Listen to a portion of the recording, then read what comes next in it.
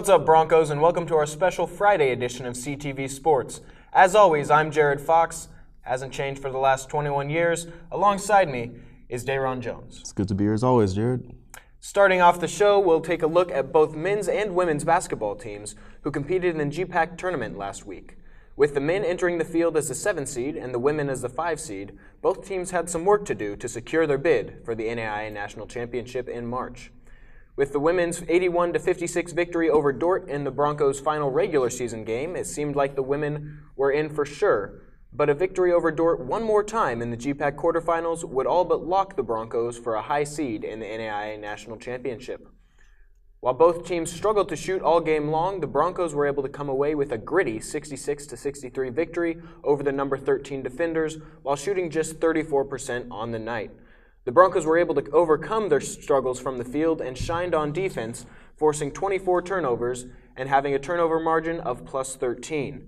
That set up a big showdown with number 1 Concordia last Saturday in the GPAC semifinals. And while it's hard for any team to defeat an opponent 3 times in a season, the Bulldogs were able to do just that, ending HC's hope at a GPAC tournament title with an 89-66 thrashing of the Broncos. The Broncos' struggles to hit shots continued on Saturday, shooting just 37% on the day, and after having a plus 13 turnover margin against Dort, the Broncos struggled to hold on to the ball, having a negative 10 turnover margin with 27 total turnovers on the day. While it was a tough way to end the GPAC tournament, the ladies still knew that their season was not over yet. On Wednesday night, the team met in Lynn Farrell Arena to see what seed they had earned and who they would be meeting in Sioux City, Iowa, next week in the NAIA National Championship. The Broncos claim the 3 seed in the Kramer bracket and will be facing 6-seeded Aquinas on Thursday, March 7th at 5:15 to start off the tournament. We went through a lot this season, but I think we came up huge at the end of the season, and we really won big games that we needed to get us that 3 seed, so we're pretty happy with how we did. You know, Aquinas seems like a long time ago, honestly, and you just don't see them year after year, so they're not that familiar. I remember that they were really big, pretty big across the board, and they zoned us. But other than that, we're going to have to go watch some film on them again. So, but we'll take the 3 seed. We thought we was coming down between a 3 and a 4, so we'll take a 3 seed, and then if we win, probably have a chance to play Ozarks again. We played them right after Christmas when we were pretty banged up. So, it'd be nice to kind of play someone new, I think, at the national tournament, but it is what it is. It's not like we see Aquinas that often, so we'll take them and hopefully play well. Looking at the championship, HC definitely has a good shot at making another run this year, taking on Aquinas, a team that Hastings beat 76-61 earlier in the season. After that, they'll take on the winner of Kansas Wesleyan or College of the Ozarks, 2 teams that the Broncos can beat. The Broncos fell to C of O 77-65 in December, but that was also when the Broncos were in the losing streak. The real question is if they make it to the round of 16, assuming number 1 seeded Northwestern gets the job done, can the Broncos get past the Red Raiders, a team that has dominated Hastings all season long? My prediction is a Sweet 16 appearance, but I don't see another round of 8 appearance this year. I agree with you on that one, Jerod. These ladies are tough and have a great draw to make it out of the bracket. But the real test will be in the Sweet 16 against most likely Northwestern. But it's always a hard time to beat 3 teams in the season, and Hastings is hot in the tournament. I see Hastings making another Elite 8 run, but still struggling to make it past that, most likely falling to Concordia. Then Concordia is most likely to go on and win the whole thing this year, and that's just my prediction. Well, the Bulldogs are just such a powerhouse, and they've got a stellar team this year. They fell last year in the title game, and you have to think that has them primed and set for revenge in this year's championship. So I believe that, like you, they'll come out on top this year, either beating Dakota Wesleyan in a rematch from last year or Southeastern, another tough team out of Florida. It's really a toss-up as to who it'll be, but I think Concordia is going to come out on top. Switching topics to the men's side, it was going to take at least a victory over 2nd seed Jamestown in their quarterfinal matchup last Wednesday and probably a run to the title game for the 7th seed Broncos to make it to March. The Broncos couldn't pull out the victory needed over Jamestown, though, and ended their season with a 95-86 defeat. With the game tied at 34 apiece at the halftime, there seemed to be hope for the Broncos, but the Jimmies proceeded to go off from the floor, shooting almost 61% from the field and dashing the Broncos' hopes for a big first-round upset. The Broncos end their season at 19-12. Seniors Kevin Miller and Ben Wahlberg end their careers as Broncos, with Miller being huge for the Broncos in his 2 years, tallying 842 points and earning an All-GPAC second-team selection this year, while Wahlberg also made a big impact in his 4 years at HC, especially in his senior year, tallying 227 points in his final season, upping his overall tally to 322 total points. Bart Hiscock also received honors like Miller, earning all GPAC first team honors this year. Staying on the topic of season finales, the cheer and dance teams both competed in regionals over the past weekend. After the cheer team finished 6th while the dance team finished 4th in the GPAC championships 3 weeks ago, both looked to improve from that performance and try and earn a berth at nationals. While both teams had successful finishes, neither were able to finish and get to the top spot and qualify, with the cheer team finishing in the middle of the pack at 7th out of 14 with a final team score of 59.42 points, and the dance team finishing 5th out of 12 with a final team score of 68.56 points. While neither team qualified for nationals, dance did have 2 individuals earn honorable mention All-American honors, as Danny Cook and Charlotte Goshenauer both took home the honor for the first time in their careers, a good way for Cook to go out as a senior and a good confidence booster for Goshenauer heading into her senior season as a Bronco. It's a big weekend for the 7th-ranked women's and 11th-ranked men's track and field teams who are competing in the NAIA Indoor Championships, spanning from Thursday to Saturday. 2 events took center stage for the Broncos yesterday as Callie Stewart competed in the pentathlon, qualifying after her first-place finish in the GPAC Championships with a score of 3,446 points.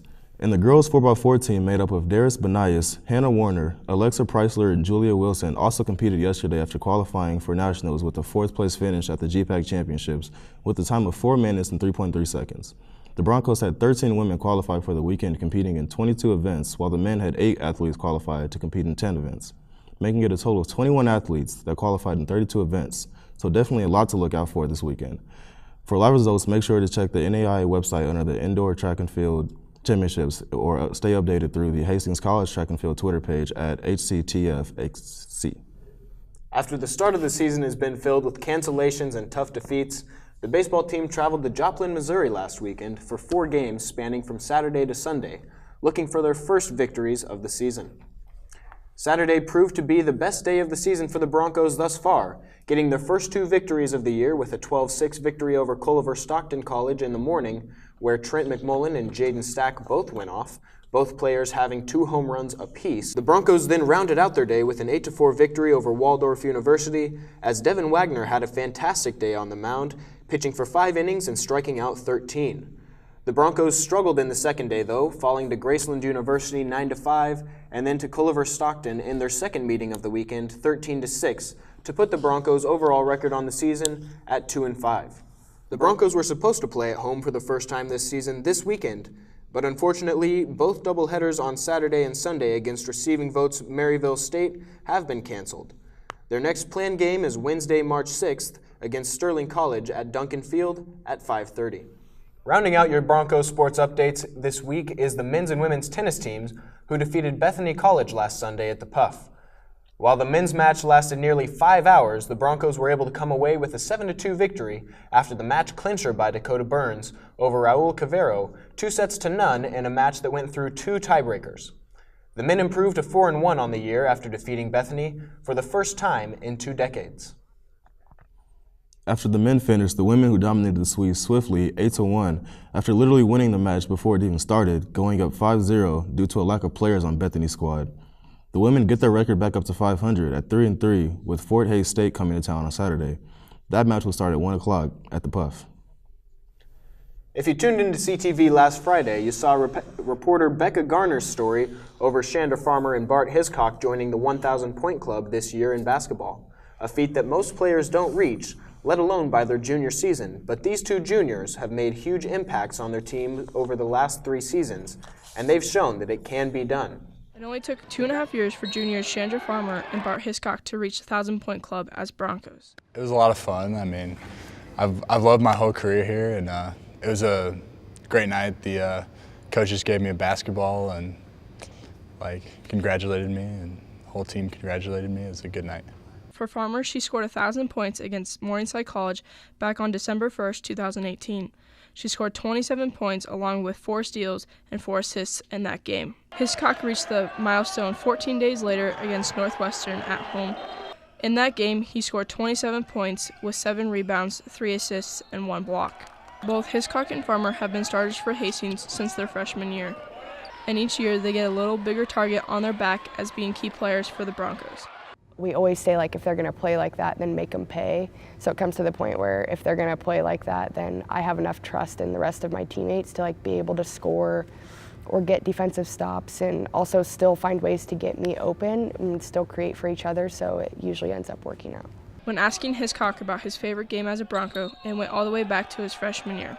My freshman year, we got down to Northwestern. They were number 4 or 5 in the country at the time, and we were down 20 in the first half, and we came back and we beat them in overtime. And I hit a big 3 over in that corner. And, Farmer had to say her favorite game was last year against the back-to-back champions. We executed our offensive and defensive plans, like, very well, and we were just having way more fun than usual.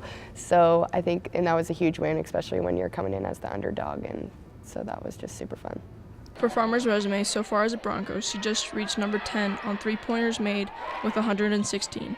She needs 315 more points to be number 10 on career scoring. She needs 25 more steals to be number 10 on career steals. Farmer was named an NAIA All-American second team last season and has had 2 all-conference teams. She has also been tabbed GPAC Player of the Week 5 times now in her career. Hiscock has been added to the single-season 500-point club at 559 points this season. He needs 434 more points to be top 10 for all-time scoring leaders. Hiscock has been named once GPAC Player of the Week earlier this season. Reporting for CTV, this is Becca Garner. Congratulations to these 2 phenomenal athletes, and good luck to Farmer and the Lady Broncos next week in the NAIA National Championship. Catch every single Bronco game in the NAIA tournament through HC Media, who will be live streaming the entire championship through Stretch Internet. Each game will be accessible through Hastings College Athletic website. Due to the staff from CTV helping HC Media put on the NAIA Women's National Championship for the next 2 weeks and spring break following the week after that, CTV and CTV Sports will be on hiatus for the next 3 weeks, but no need to fear. We'll be back after spring break to bring you all of the happenings on sports and news on campus of Hastings College. That's all from us at CTV for the day.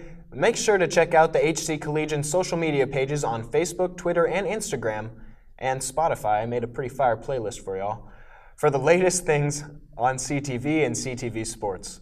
Have a fantastic weekend, Broncos.